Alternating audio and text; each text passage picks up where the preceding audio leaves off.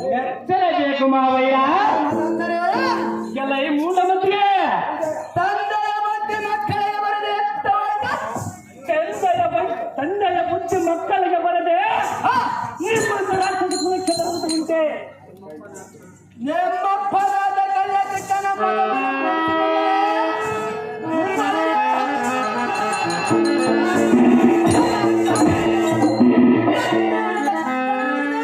ಸ್ವಲ್ಪ ಶಾಂತರಾಗು ಮಾವಯ್ಯ.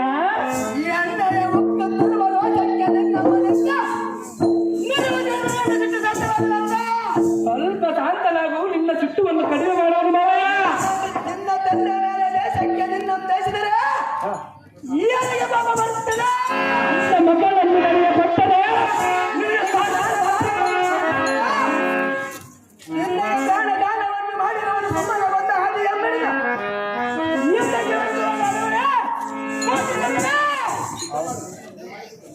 ಅಹೋ ಮಾವಯ್ಯನಾದ ಬಾಣಾಸುರನೇ, ಎಲ್ಲ ಹರಿದಂತೆ ನಮ್ಮ ಮೂರ್ಖರೇ, ನಿನ್ನ ಮಕ್ಕಳನ್ನು ಗಂಡಕ್ಕೆ ಕೊಟ್ಟು ನಿನ್ನ ಮೇಲಿನ ಭಾರವನ್ನು ಇಳಿಸಿಕೋ. ಅಹೋ ಮಾವಯ್ಯನೇ, ನಿನಗೆ ನಿನ್ನ ಮಗಳನ್ನು ನನಗೆ ಕೊಟ್ಟು ನಿನ್ನ ಮೇಲಿನ ಭಾರವನ್ನು ಇಳಿಸಿಕೋ. ನಿನಗೆ ನಮ್ಮ ತಂದೆಗೆ ಮೋಸ ಮಾಡಿದ್ದರೆ ಆತನು ಸರ್ವನಾಶವಾಗಿ ಹಾಳಾಗಿ ಹೋಗುತ್ತಿದ್ದನು.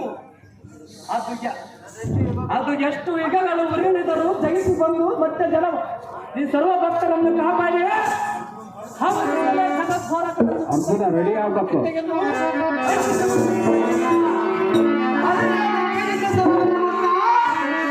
ಇಲ್ಲ ಸಲ್ಲದ ಆರೋಪವನ್ನು ಮಾಡಿಸಬೇಡ. ಬುದ್ಧಿಗಿಲ್ಲದವನೇ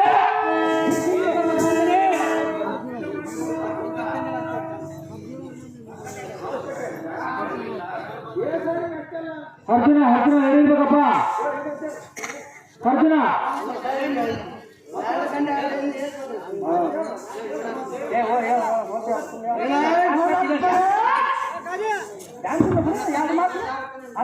ನನ್ನ ತಂದೆ ತೆಗೆದು ಧಾರಕ ನಂದಿಯನ್ನು ಮುಂದೆ ಬಗಲುವೆಯಾ? ಸಹಜವಾಗಿ ಬದಲಾಗಿ